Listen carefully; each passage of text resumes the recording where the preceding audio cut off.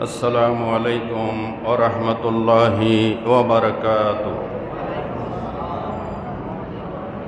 الحمد لله نحمده ونستعينه ونستغفره ونعوذ بالله من شرور أنفسنا ومن سيئات أعمالنا. من يهد الله فلا مضل له ومن يضلل فلا هادي له. ونشهد أن لا إله إلا الله وحده لا شريك له. ونشهد أن سيدنا وحبيبنا ومولانا محمدًا عبده ورسوله الذي أرسله بالحق بشيرا ونذيرا وداعيا إلى الله بإذنه وسراجا منيرا. فقد قال الله تعالى في كلامه المجيد وفرقانه الحميد: أعوذ بالله من الشيطان الرجيم. بسم الله الرحمن الرحيم. إن الله وملائكته يصلون على النبي يا أيها الذين آمنوا صلوا عليه وسلموا تسليما. اللهم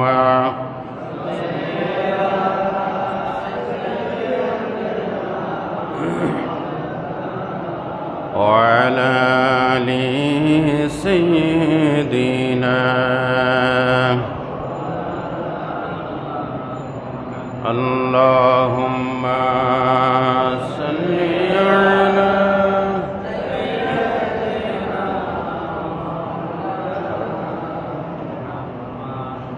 وعلى آل سيدنا. بلغ العلا بكماله كشف الدجى بجماله حسنت جميع خصاله.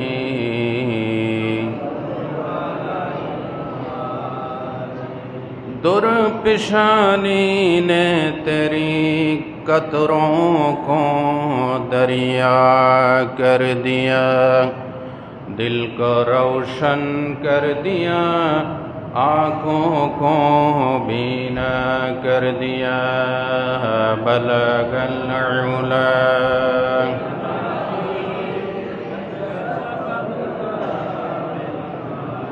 حسنت جمیع خصاله. সমস্ত প্রশংসার মালিককে আল্লাহ পাক সুবহানাহু ওয়া তাআলার প্রশংসায় আমরা জবান সিক্ত করি। সকলে বলি আলহামদুলিল্লাহ। আল্লাহ পাকের শাহী দরবারে কোটি কোটি শুকরিয়া। পবিত্র মাহে মুহররমের আজকের এই চতুর্থ এবং সর্বশেষ জুমায় আল্লাহ সুবহানাহু ওয়া তাআলা আমাদেরকে আসার বসার তৌফিক দান করেছেন। সকলে মহব্বতের সাথে বলি আলহামদুলিল্লাহ। তো আপনারা সবাই ভালো আছেন তো? আমরা আজকের এই জুমা থেকে গভীরভাবে বন্যা দুর্গত মানুষের প্রতি সমবেদনা এবং তাদের প্রতি সিম্প্যাথি, আমাদের হৃদয়ের ভালোবাসা, আমাদের শোক তাদের জন্য আমরা জানাচ্ছি। বিশেষ করে সাতকানিয়া, বাঁশখালী সহ যত জায়গায় মানুষ কষ্টে আছে, মুসিবতে আছে, আল্লাহ সুবহানাহু ওয়া তাআলা বানবাসী মানুষগুলিকে, বন্যা দুর্গত মানুষগুলিকে আল্লাহ পাক হেফাজত করুন, তাদের বাড়িঘরকে আল্লাহ পাক হেফাজত করুন, বলেন আমিন।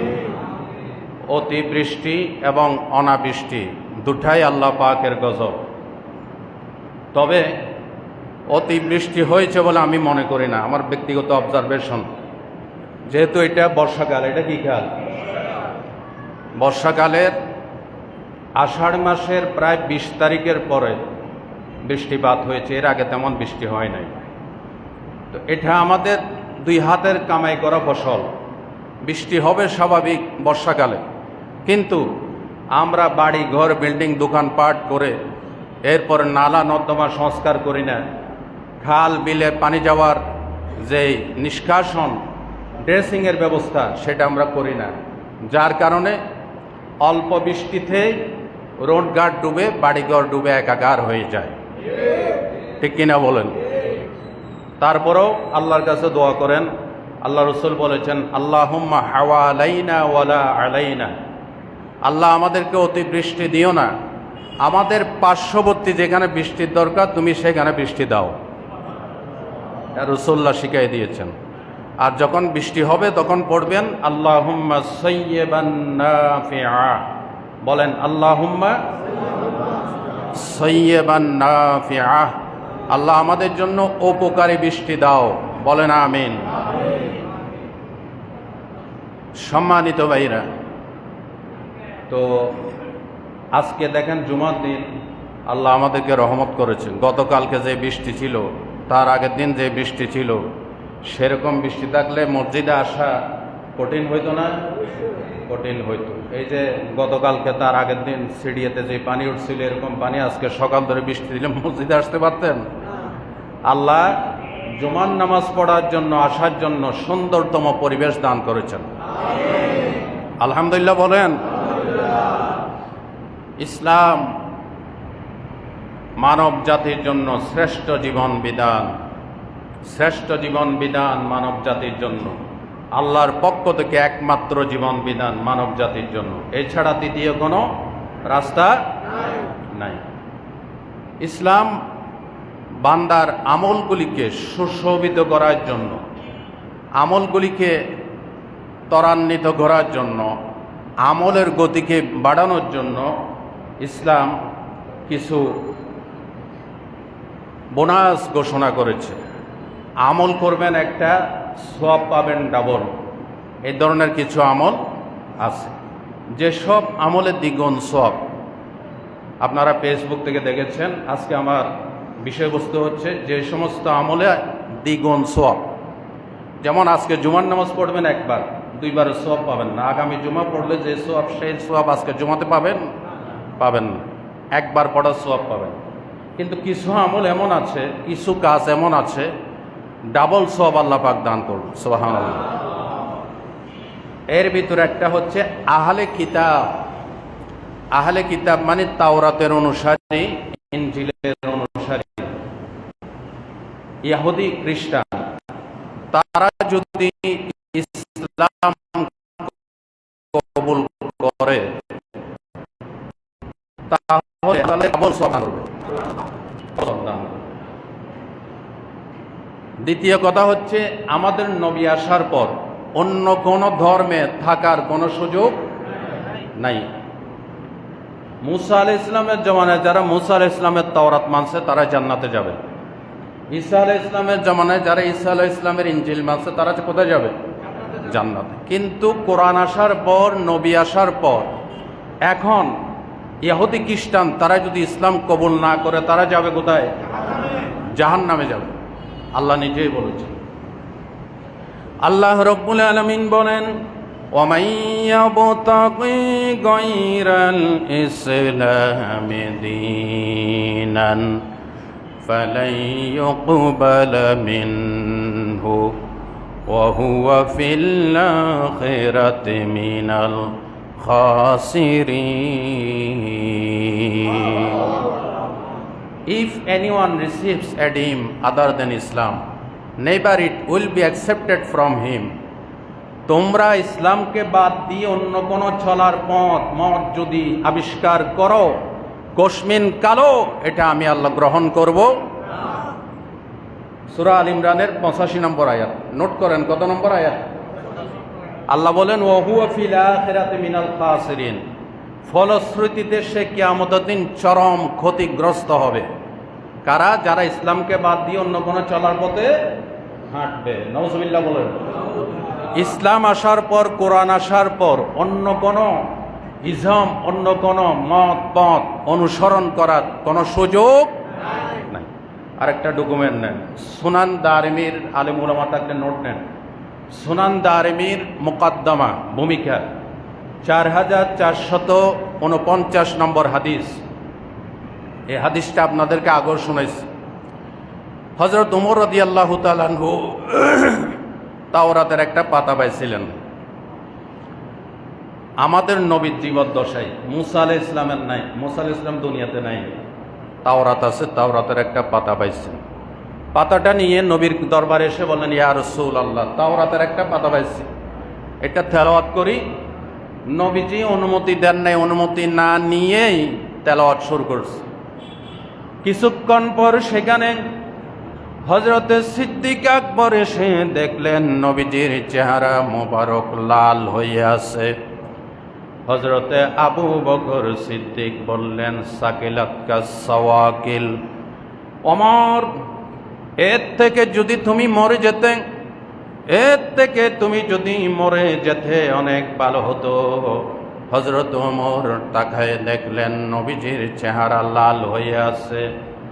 এবার হযরতে রাসূল বললেন, ওমর, তুমি আমাকে কি তেলাওয়াত করে শোনাচ্ছ?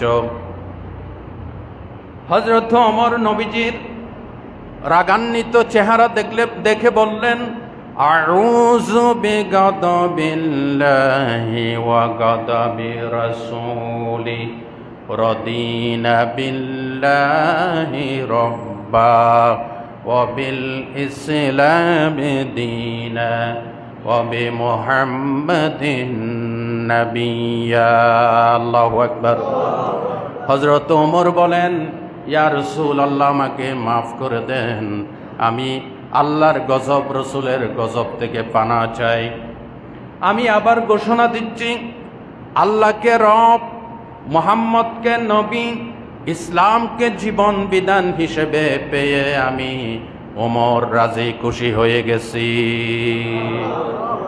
এবার নবীজি বললেন, ওমর শোনো, ওয়াল্লাযী নাফসু মুহাম্মাদিন বিয়াদি লাউ বাদাআ লাকুম মূসা ফাত্তাবা'তুমূহু লাদালালতুম আন সাওয়াইস সাবিল।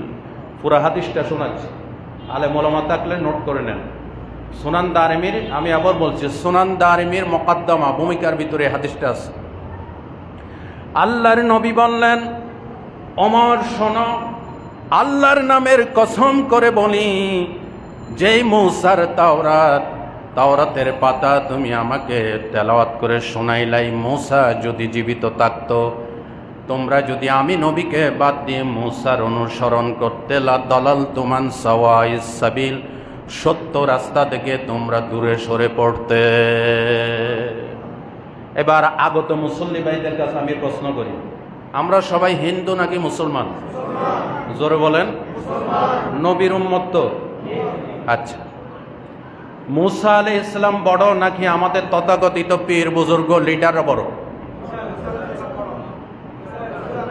মূসা আলাইহিস সালাম কত বড়, যার কোনো তুলনা নাই। যিনি আল্লাহর পক্ষ থেকে আল্লাহর কালাম পাইছে, ওহী পাইছে।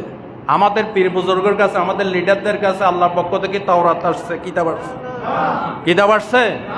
আমি প্রশ্ন করি, মূসা আলাইহিস সালাম নবী আসার পর, কোরআন আসার পর মূসার অনুসরণ যদি হারাম হয়, এমন কোন পীর, এমন কোন বুজুর্গ, এমন কোন চরিত্রহীন নেতা তার অনুসরণ করো, হারাম আবার হারাম। ঠিক কিনা বলো? এই কথাগুলি যত বুঝবেন তত ইসলাম মানা সহজ হবে, ঠিক না? এবার শুনেন নবীজি কি বলছেন। ওমর শোনো, লাউ বাদালাকুম মূসা ওয়ালাউ কানা হাইয়ান ওয়া আদরাকা নবুওয়াতি লাত্তাবানি লাত্তাবানি লাত্তাবানি। রাসূল বলছেন, আজকে যদি মূসা জীবিত থাকতো, আমি মুহাম্মদের অনুসরণ করা মূসার জন্য বাধ্যতামূলক হতো, বাধ্যতামূলক হতো, বাধ্যতামূলক হতো। তাহলে আহলে কিতাব, খ্রিস্টান, ইহুদি থাকার কোনো সুযোগ এখন? যারা থাকবে তারা কোথায় যাবে? একমাত্র ইসলাম। একমাত্র কি? আরো জোরে বলেন। আল্লাহ বলেন ইন্নাদ-দীনা ইনদাল্লাহিল ইসলাম। আরবিতে ইন্না শব্দটা আছে কথাকে নিশ্চিত করার জন্য। আল্লাহ বলছেন ইন্নাদ-দীনা, নিশ্চয় জীবন চলার পথ, ইনদাল্লাহি, আল্লাহর কাছে, আল ইসলাম। ইসলাম শব্দের আগে যখন আলিফ লাম বসানো হয় তখন এটা একমাত্র বুঝায়, কথাকে বাইন্ডিং দেওয়া হয়, শুধুমাত্র বুঝায়, খাস বুঝায়। আল্লাহ বলেন আমার কাছে মনোনীত জীবন বিধান একমাত্র, নাম কি? The code of life before Allah is Islam, only one ইসলাম।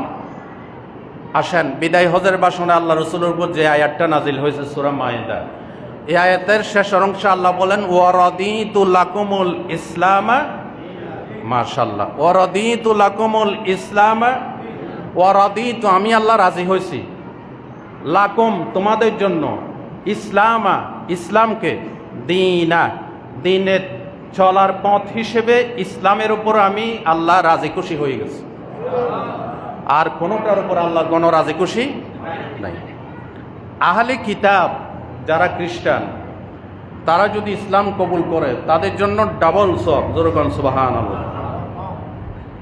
এটা এসেছে সূরা কাসাসের 52 থেকে 54 নম্বর আয়াত। আল্লাহ বলছেন আল্লাযীনা আতাইনাহুমুল কিতাবা মিন ক্বাবলিহি হুম বিহি ইউমিনুন, যাদেরকে আমি কিতাব দান করেছি, তাওরাত, ইনজিল, এরা যদি ঈমান আনে, ওয়াইজা ইউতলা আলাইহিম ক্বালু আমান্না, এবং এদের সামনে যখন কোরআন তেলাওয়াত করা হয়, কোরআন বোঝানো হয়, তখন তারা যদি বলে আমান্না বিহি, আমরা ঈমান আনলাম, ইন্নাহুল হাক্কু মির রব্বিনা, এটা আমাদের রবের পক্ষ থেকে সত্য, ইন্না কুন্না মিন ক্বাবলিহি মুসলিমিন।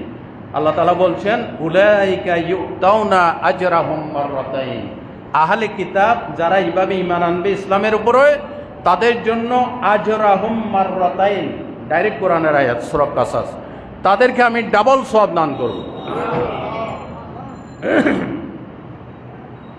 আল্লাহর নবী বলেছেন, সহিহ মুসলিমের বর্ণনা, রাজুলুম মিন আহলিল কিতাবি মান আমানা বিনবিয়িহি ওয়া আদরাকান নাবিয়্যা ফামানা বি ওয়াত্তাবা'হু ওয়া সাদ্দাকাহু ফালাহু আজরান। আমার নবী বলেন আহলে কিতাব, তাওরাতের অনুসারী, ইনজিলের অনুসারী, তারা যদি তাদের নবীর জীবদ্দশায় যদি তাদের নবীর প্রতি ঈমান আনে, অতঃপর আমি মুহাম্মদ সাল্লাল্লাহু আলাইহি ওয়াসাল্লামকে পেয়ে যাই, ফাআমানা বি, আমি নবীর উপর ঈমান আনে, ওয়াত্তাবাহু, আমি নবীর অনুসরণ করে, ওয়াসাদ্দাকাহু, আমাকে সত্যায়ন করে, ফালাহু আজরান, নবী বলছেন তাদের জন্য ডাবল সওয়াব। কারণ একবার ঈমান আনছে তাদের নবীর উপরে, দ্বিতীয়বার আমাদের নবীর উপর ঈমান আনছে, সওয়াব কি? ডাবল। বলেন সুবহানাল্লাহ। তবে যারা এখন ইহুদি খ্রিস্টান, তারা যদি ঈমান না আনে তাহলে তারা নিশ্চিত জাহান্নামী, বলেছেন মুহাম্মদুর রাসূলুল্লাহ।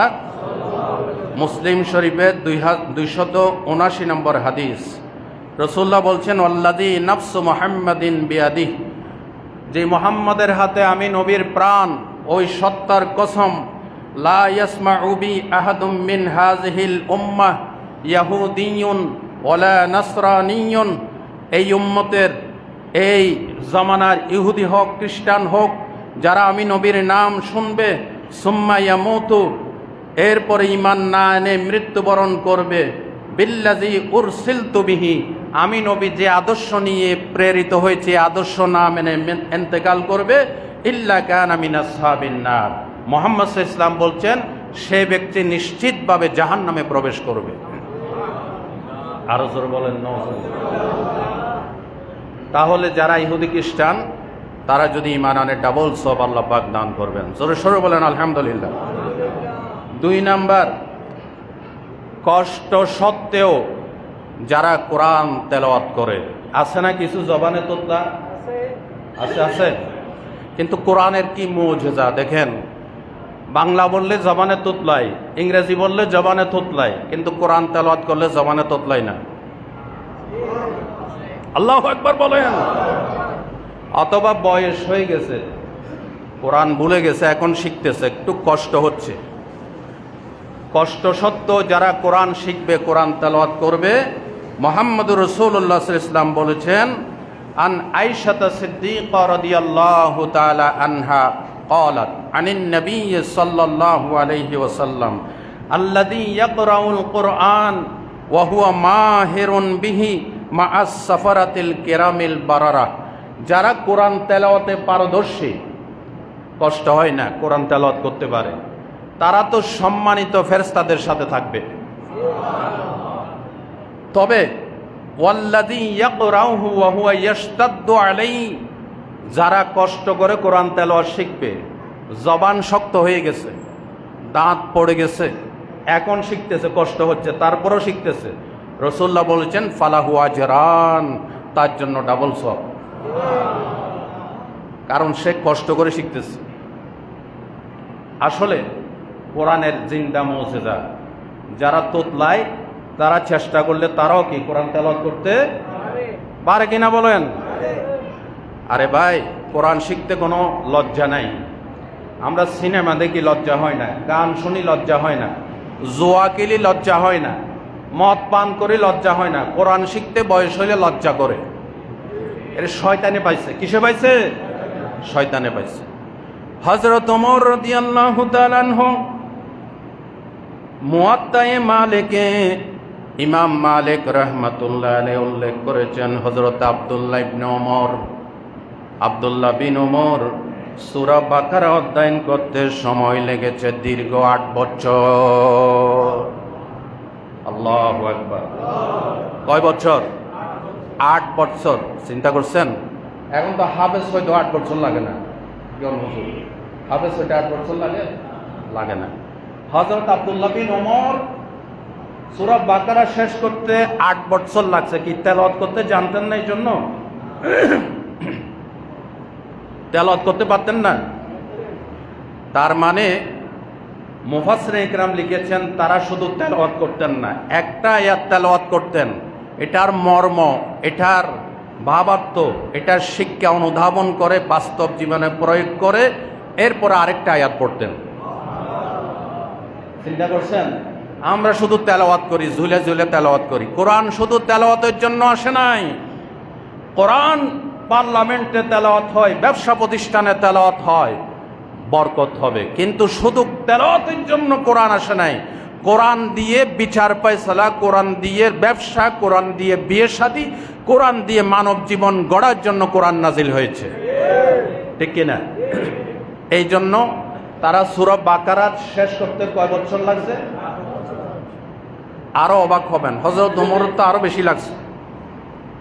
বাইহাকি শরীফের শুআবুল ঈমান এবং তাফসীরে কুরতুবীতে এসেছে হযরত ওমর ফারুক রাদিয়াল্লাহু তাআলা আনহু সূরা বাকারা শেষ করতে 12 বছর লাগছে। এক যুগ। 12 বছর মানে কি? এক যুগ।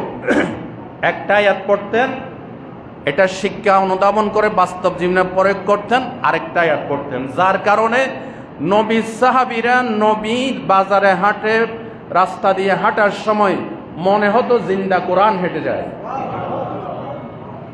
আল্লাহু আকবার বলতে ইচ্ছে করে না।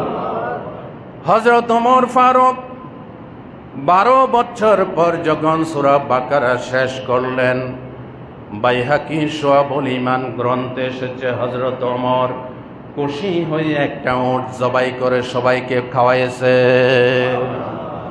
তাহলে আরেকটা দলিল, বৈধ কাজে খুশি হয়ে গরু ছাগল জবাই করে খাওয়ানো জায়েজ, ভালো কাজে খুশি হয়ে গরু ছাগল জবাই করে খাওয়ানো কি জায়েজ, কিন্তু কোনো বেদাতি কাজে, কোনো শিরকি কাজে গরু ছাগল জবাই করে খাওয়ানো জায়েজ।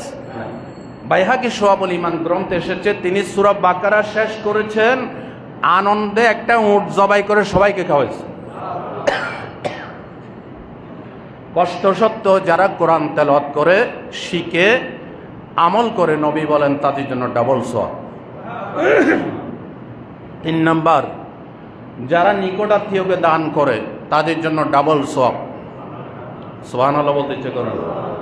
আল্লাহ রাব্বুল আলামিন বলেন সূরা বনী ইসরাঈলের 26 নম্বর আয়াত, ওয়াতিজাল কুরবা হাক্কাহু ওয়াল মিসকিনা ওয়া ইবনাস সাবিল, তোমরা নিকটাত্মীয়দেরকে, মিসকিনদেরকে, এতিমদেরকে তাদের হক দিয়ে দাও। আল্লাহর নবী বলেন, সুনান তিরমিজির বর্ণনা, as-sadaqatu alal miskine সাদাকা, কোন মিসকিনকে সদকা দেওয়া শুধু সদকা সওয়াব দেওয়া হয়। ওয়া আলা যির রাহমি সিনতান, আর নিকটাত্মীয়, দূরের আত্মীয় তাদেরকে যদি সদকা দেন, দান করেন, নবীজি বলেছেন ডাবল সওয়াব। সদকাতুন ওয়াসিলাতুন, একটা সদকা সওয়াব আর একটা আত্মীয়তার সওয়াব। সুবহানাল্লাহ বলেন। তাহলে এতিম মিসকিনকে যখন দান করবেন তখন আপনার নিকটাত্মীয়দের ভিতরে যারা গরিব তাদেরকে আগে দান করবেন। সুবহানাল্লাহ বলেন, তাহলে সওয়াব পাবেন। হযরতে উম্মুল মুমিনিন আম্মা জান হযরতে খাদিজাতুল কুবরা ইন্তেকাল করার পরে নবীর ঘরে যখন কোনো গোশত আসতো, ভালো ভালো খাবার আসতো, আল্লাহর নবী নিজের হাতে কিছু খাবার পোটলা বানাইয়া প্যাকেটিং করে বলতেন, খাদিজার বান্ধবীরা কোথায় আছে, খাদিজার আত্মীয় কোথায় আছে, তাদেরকে খাবারগুলি দিয়ে আসো। আল্লাহু আকবার। তাহলে যারা নিকট আত্মীয় তাদেরকে আগে দান করবেন, তাহলে ডাবল সওয়াব পাবেন। যেরকম সুবহানাল্লাহ। কয়টা পয়েন্ট বলেছি? 3টা। 1 নাম্বার কি? আহলে কিতাব, খ্রিস্টান, ইহুদি এরা যদি মুসলমান হয় সওয়াব। 2 নাম্বার, যারা কষ্ট সত্ত্বেও কোরআন শিখবে, তারা যদি কোরআন শিখতে পারে তাদের জন্য।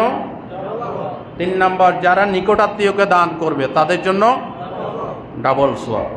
4 নাম্বার, যারা সুন্নাহকে পুনর্জীবিত করবে।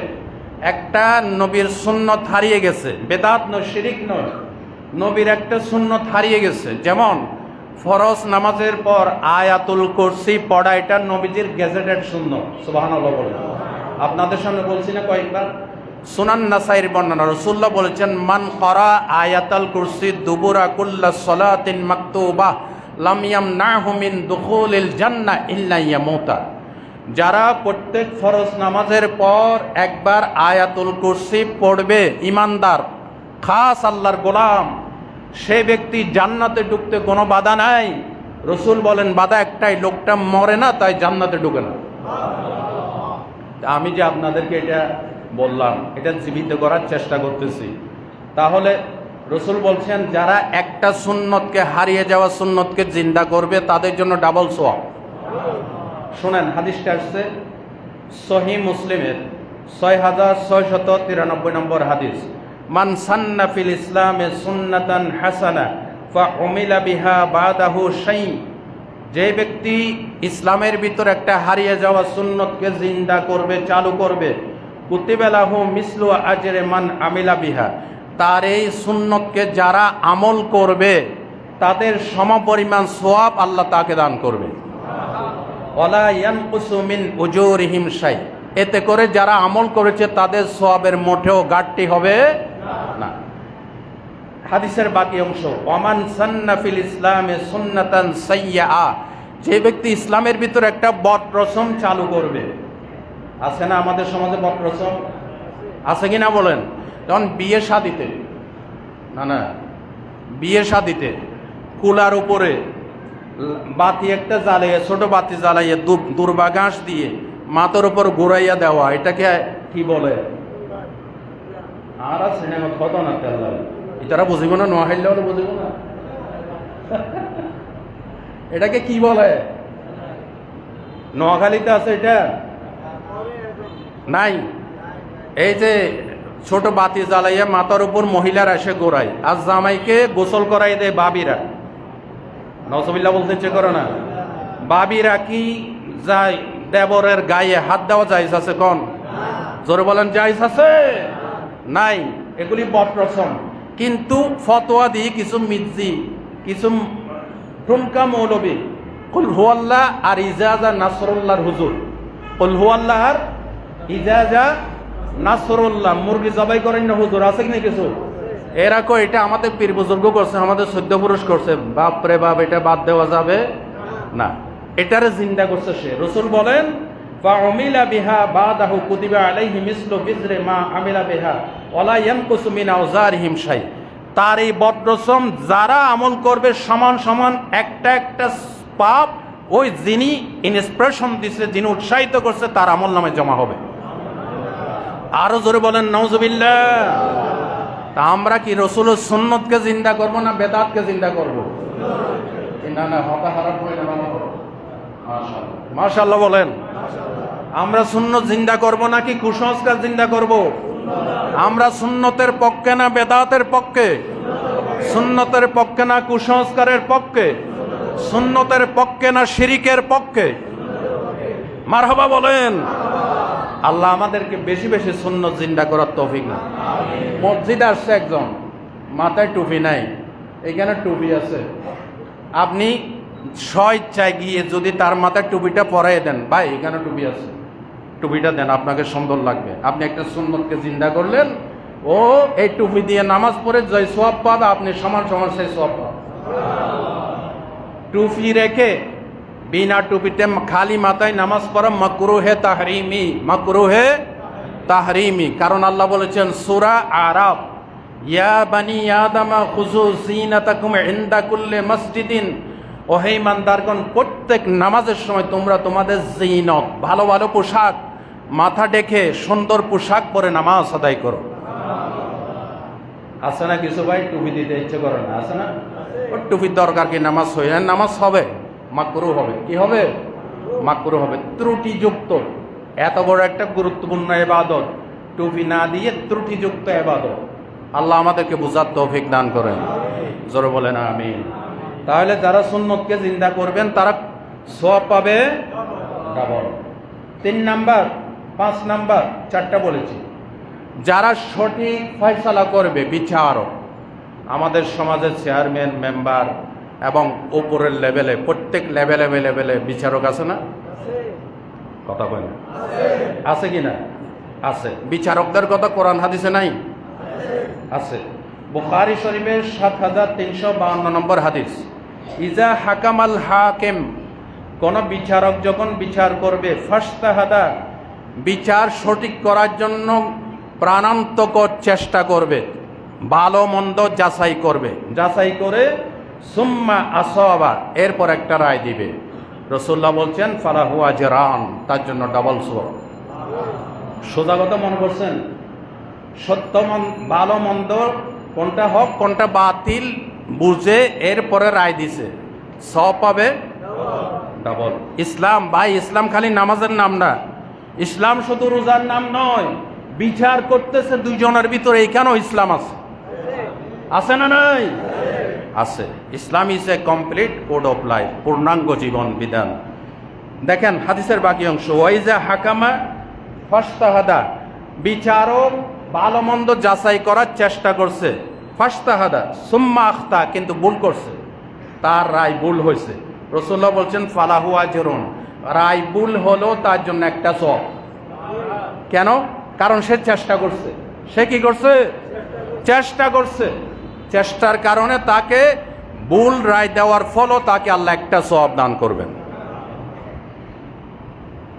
সুনান আবু দাউদের বর্ণনায় আল্লাহর নবী বলেছেন, কিতাবুল আকদিয়া, বিচার ফয়সালা অধ্যায়, নবীজি বলেছেন আল কুদাতু সালাসা, বিচারক তিন প্রকার। জোরে বলেন কয় প্রকার? আরো জোরে। আল্লাহর নবী বলেন বিচারক তিন প্রকার। ওয়াহিদুন ফিল জান্নাহ, এক প্রকার যাবে জান্নাতে, ওয়া ইসনানি ফিন্নার, আর দুই প্রকার যাবে জাহান্নামে। ভালো করে শোনেন, রাসূলুল্লাহ বলছেন ফা আম্মাল্লাযী ফিল জান্নাহ, যে বিচারক জান্নাতে যাবে তাকে তার কোয়ালিটি কি হবে? ফারাজুলুন আরাফাল হক, সেই ব্যক্তি হক ভালো মন্দ জাস্টিফাই করে, ফাকাদা বিহি, এরপরে বিচারের রায় প্রদান করবে। রাসূলুল্লাহ বলেছেন ফাহুয়া মিন আহলিল জান্নাহ, সে জান্নাতে প্রবেশ করবে। দুই নাম্বার ওয়ারাজুলুন আরাফাল হক, আরেক বিচারক সে সত্যকে সত্য হিসেবে জানছে, সে জানে যে এই ব্যক্তি নিরপরাধ নির্দোষ, এরপরও ফাজারা ফিল হুক, সে বিচারের ভিতরে জুলুম করে নাহকের পক্ষে রায় দিছে। রাসূলুল্লাহ বলেছেন ফাহুয়া মিন আহলিন নার, সে ব্যক্তি জাহান্নামে প্রবেশ করবে। আরো জোরে বলেন নাউজুবিল্লাহ। এই ধরনের বিচারক আমাদের এই দেশে এই সমাজে নাই? আছে কিনা বলেন? দুইজনে ঝগড়া লাগছে, যে ব্যক্তি নাহক সে যাইয়া বিচারকের টাকা খাওয়াই দিছে, বা সে জানে যে সত্য তারপরও নাহকের পক্ষে রায় দিছে। এরকম অপদার্থ কুলাঙ্গার বিচারক আছে না নাই? তারা যাবে কোথায়? আরো জোরে বলেন। আমি বলছি না, মুহাম্মদুর রাসূলুল্লাহ বলতেছেন। মুহাম্মদুর রাসূলুল্লাহ সাল্লাল্লাহু আলাইহি ওয়াসাল্লাম ফতোয়া দিয়েছেন সে জাহান্নামে যাবে, তার নামাজ রোজা হজ যাকাত কোনো কাজে আসবে না। তিন নাম্বার ওয়ারাজুলুন কাদা লিন-নাসি আলা জাহলিন ফাহুয়া ফিন-নার, আরেক বিচারক সে সত্য মিথ্যা কিছুই জাস্টিফাই করার চেষ্টাই করলো না, অজ্ঞতার সাথে রায় দিয়ে দিল। রাসূল বলেন ফাহুয়া মিন আহলিন নার, সে ব্যক্তি জাহান্নামে যাবে। বলেন নাউজুবিল্লাহ। তাহলে ইসলাম কোথায়? ইসলাম কোথায় পড়ে আছে? শুধু নামাজ রোজা হজ যাকাত তাসবিহ আল্লাহ বিল্লাহর ভিতরে ইসলাম নয়। আপনার পুরা লাইফ, পুরা জিন্দেগি, ব্যবসা বাণিজ্য, বিচার ফয়সালা সব কিছু নিয়ে ইসলাম। ঠিক কিনা বলেন? আচ্ছা, ইসলাম কি পূর্ণাঙ্গ জীবন বিধান নাকি পূর্ণাঙ্গ জীবন বিধান নয়? আমরা সবাই বিশ্বাস করি তো? তাহলে এই কথাগুলি আল্লাহ আমাদেরকে মানার এবং মানানোর জন্য প্রাণান্তকর চেষ্টা করার তৌফিক দান করেন। আল্লাহ তৌফিক দান করুক। অনেকগুলি কথা বলেছি, আল্লাহ আমাকে আমার ভাইদেরকে আমল করার তৌফিক দান করেন। এক ভাই প্রশ্ন করেছেন, 4 রাকাতওয়ালা নামাজে যদি ইমাম সাহেবের সাথে এসে শুধু শেষের 1 রাকাত পায়, বাকি 3 রাকাত কিভাবে পড়বে? জানার দরকার আছে না? পাইছে কয় রাকাত? মূল নামাজ কয় রাকাত? সহজ করে বুঝাই দিই। সে ব্যক্তি ইমামের সাথে এসে রুকু পাইছে, সিজদা পাইছে, 1 রাকাত। এখন ইমাম সাহেব এবং যারা প্রথমে মুসল্লি ছিলেন, প্রথম থেকে মুসল্লি ছিলেন, তাদের জন্য এটা শেষ বৈঠক। আর যিনি 1 রাকাত পাইছেন তার জন্য 1 রাকাতের পর কোনো বৈঠক হয় না। 4 রাকাতওয়ালা নামাজে 1 রাকাতের পর কোনো বৈঠক আছে? আরো জোরে জবাব দেন না। মাসলা বুঝেন। আমরা আপনার অনেকে পিছনে আসেন, নামাজ পড়েন, মাসলা জানে না, কিছু জানে না, কেমনে পড়বে সেটাও জানে, আমরা টুকুর টাকুর সিজদা দিয়ে থাকি, এগুলি জানা ফরজ। সে ব্যক্তি ইমামের অনুসরণে বসবে, কিন্তু চুপ করে থাকবে, আত্তাহিয়াত পড়বে না। তার এখানে বৈঠক নাই, সে বসছে কেন? ইমামের অনুসরণে। ইমামের, যেহেতু ইমামের অনুসরণ করা ওয়াজিব, ইমামের অনুসরণ করা কি ওয়াজিব। ইমাম সাহেব যখন সালাম ফিরাবে, সে ব্যক্তি দাঁড়াবে, দাঁড়াইয়া প্রথমে কেরাত বিশিষ্ট রাকাতগুলি পড়বে। কেরাত বিশিষ্ট রাকাত মানে সূরা ফাতিহার সাথে একটা কেরাত মিলাবে। প্রথম রাকাতে আলহামদুর সাথে কেরাত মিলাইয়া এইবার তার কয় রাকাত হলো? বসবে। তার জন্য কিন্তু বৈঠক 3টা হয়ে যাবে, সমস্যা নাই। এই তার প্রথম বৈঠকে 2 রাকাতের পর বসে আত্তাহিয়াতু পড়ে দাঁড়াইয়া আরেক রাকাতে যখন আসবে, এখন তার জন্য কয় রাকাত হলো? 3 রাকাত। আবারও আলহামদুর সাথে একটা কেরাত মিলাবে, যেহেতু এগুলি সে হারাই ফেলেছে।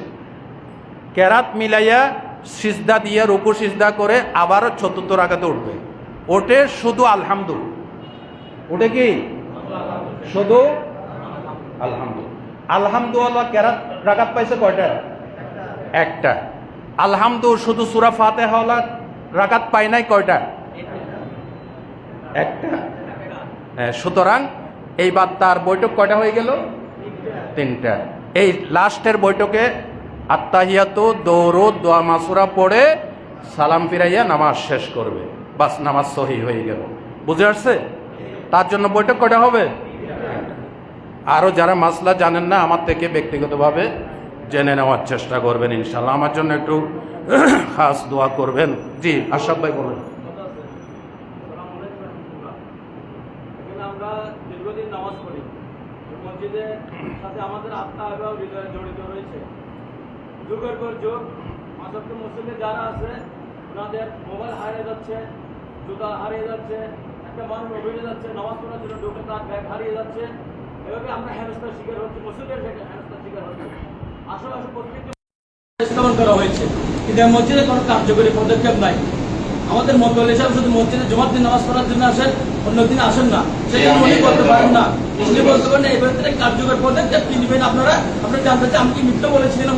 মাঝে মসজিদে যারা আমাদেরকে জিজ্ঞেস করেন।